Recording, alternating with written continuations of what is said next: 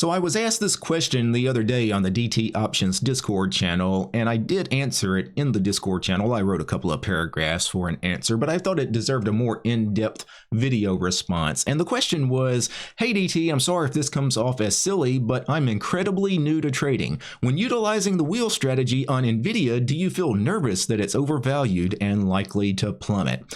And he's asking specifically about Nvidia because he knows I'm running the wheel right now on Nvidia. But I think what they're asking here is not necessarily specifically about Nvidia. They're asking about just stocks in general. Am I worried about running the wheel on an individual stock, an individual company, right? And then the shares of that company plummet. You know, do I actually fear that? Does that make me nervous? Does that make me lose sleep at night? And the answer to that question is, I would say generally, no, I am not worried when I run the wheel on a company, because typically I only run the wheel on certain kinds of stocks and certain kinds of ETFs. I'm very selective in the kind of things I'm trying to wheel, because the risk with the wheel strategy is that we sell a put, we get assigned the shares, and then we watch the share price drop and drop and drop and continue to drop over a number of months, over a number of years. Maybe it never recovers. We're just left holding the bag. We're holding the bag, which is us holding these shares forever that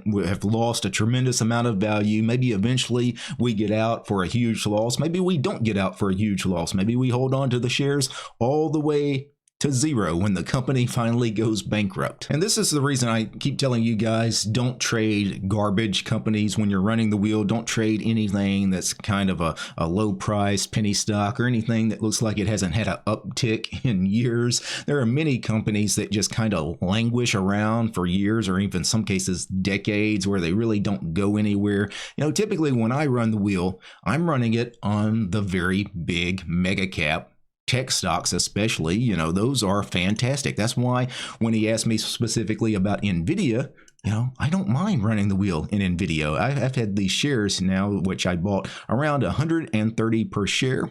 And you can see at one point, Nvidia got down to trading right at $90.50, right? And so I was actually having a $4,000 unrealized loss at that point on the shares. But here's the thing. The shares are not the whole story, because of course I'm selling options the whole time I'm holding the shares. If I get into the little pop-out side window here and go to the chains, these are the options chains. If I look at what I've made in the last 30 days in Nvidia just selling options, the total is $97. That's not right, because I currently have a covered call on, and it's showing an unrealized loss of 423. I'm not going to realize that loss because it's a covered call. I'm never going to have to close that position for a loss.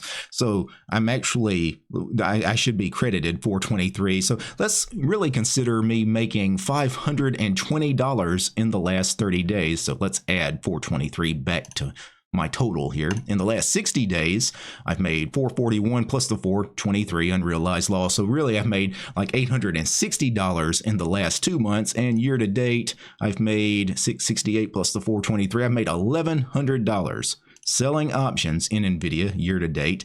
And right now I'm currently down, it looks like, just about $500 on the shares. So I've made $1,100 selling options on Nvidia. Right now I'm down $500 on the shares. And just because I'm down $500, that's an unrealized loss too. I'm never going to realize that loss unless for whatever reason Nvidia never ever comes back to 130 a share, which I don't think is very likely at all. I'll eventually get out of the shares for either a scratch or maybe a profit, maybe a significant profit. Who knows? I'm going to make probably at least $2,000 trading Nvidia this year just on holding those shares, and then all the puts and all the calls that I've sold around it. So was I ever nervous during this wheel trade on Nvidia? No. Again, even though I was down significantly at one point on the shares, I knew something about Nvidia and really all the large mega cap tech stocks. So we're talking about Apple and Amazon and Google and Meta and Microsoft and Nvidia. We can throw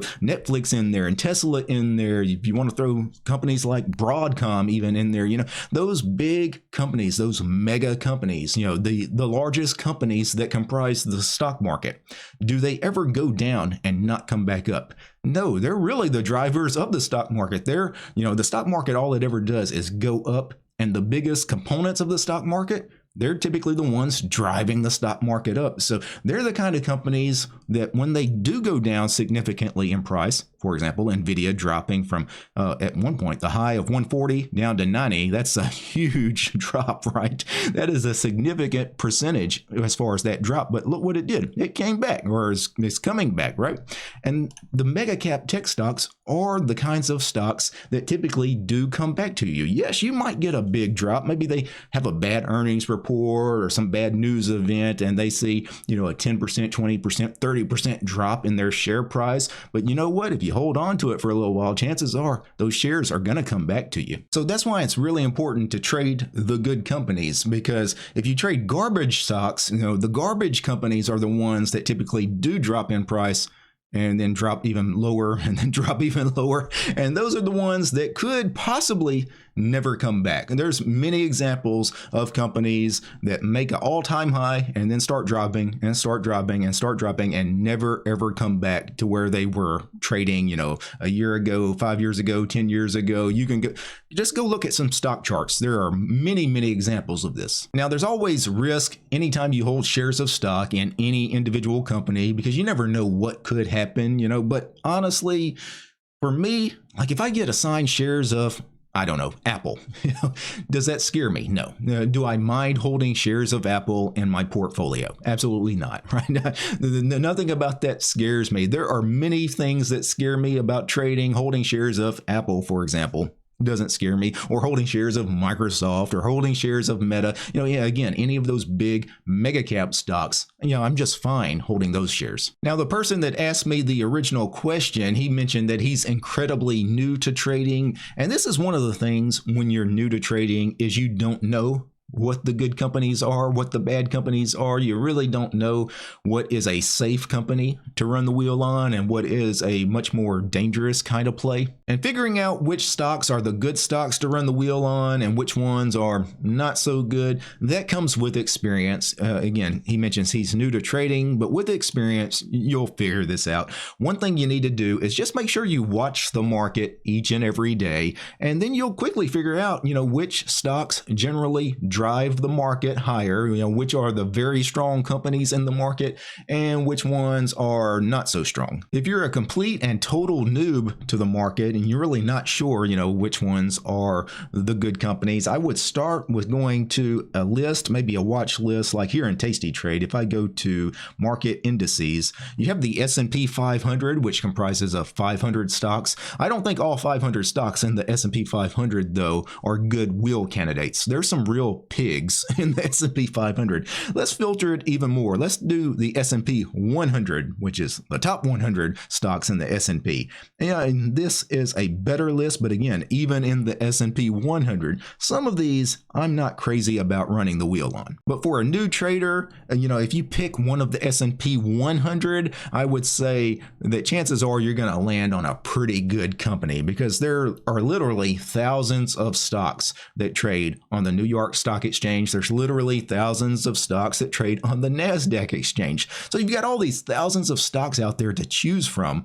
that are traded on major exchanges. We're discounting the penny stocks, anything that's OTC or trading on the pink sheets. Those are completely garbage companies. You should never even look at that stuff. But just normal companies that trade on the major exchanges, there's thousands of them, and I would say 95% of them are not great companies. They're not companies I would hold shares of for the long term. They're not companies I would run the wheel on. So if you want to pick individual companies and you're brand new to trading, like I said, you'll eventually get some experience watching the market and you'll figure out which are the good wheel candidates. But, pick something in the S&P 100, or just don't pick an individual company at all. Pick an ETF because the ETFs are baskets of stock, right? They're baskets of individual companies. So these are much less risky plays. An ETF is much less likely to crash and just never come back. For example, IWM here is the Russell 2000 ETF, right?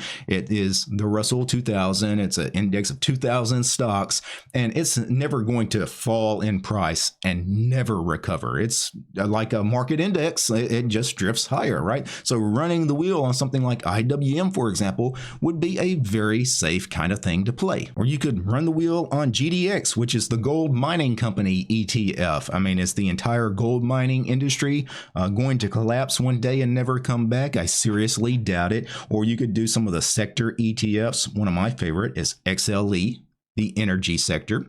Is the entire energy sector going to disappear one day? Is the energy sector going to drop and never come back, which means all the energy companies in the market, right? So no, obviously, that's not going to happen. So again, you just want to play the wheel on the right kind of individual stocks. And if individual stocks completely scare you, which many people, they don't like trading the wheel on individual companies, go with ETFs. There's nothing wrong with wheeling something like SPY, for example. One thing you could do to gain more knowledge as far as which are the good companies, which are the bad companies, and just gain more market awareness in general is just to start trading. Start trading. And when you're trading, trade some of these companies and watch what they do, and don't wheel them, because obviously you're asking which are the safe companies to run the wheel on, which aren't the safe companies to run the wheel on. So just ignore the wheel for right now. Just do some defined risk trades. So you were asking about Nvidia, trade Nvidia just so you have a position in it and you can watch it, and trade something really small. So do maybe a put credit spread, just do a put credit spread in Nvidia. Just go ahead and put something on. That way you have a position. It's a small position. It's a defined risk position. You can't really lose much money on it, but whether you win or lose on the position, over the next, well, I put that on at 60 days, I believe. Yeah, 61 days. But, over the next month or two, you will be forced to actually watch the chart of Nvidia. You'll see how it acts. And do this with a lot of the major products. I talked about Apple. Put something on in Apple. Again, a defined risk trade, just so you have something that you can monitor. Maybe something like an iron condor, this example iron condor here. Again, just so for the next month or two, you have to watch Apple. So you monitor the chart.